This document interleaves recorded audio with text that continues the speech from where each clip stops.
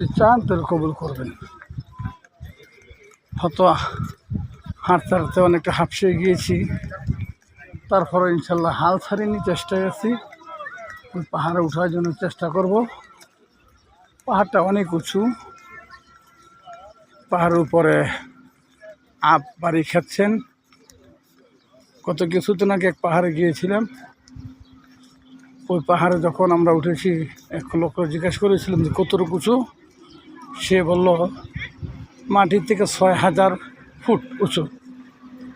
৬,০০০ foot উঁচু ওখানে যখন দাঁড়ালাম, প্রথমে চিন্তা করছি যে না জানি সূর্যর তাপ কতটা লাগবে। পরে দেখলাম সম্পূর্ণ বিপরীত। আকাশের যে আপ অর্থাৎ মেঘ, ওই মেঘ আমাদের সাথে বাড়ি খাচ্ছে। কিছুক্ষণ থাকার পরে দেখলাম শরীর ঠান্ডা হয়ে গেছে। ওই সময় আনুমানিক ১১টা ১২:৩০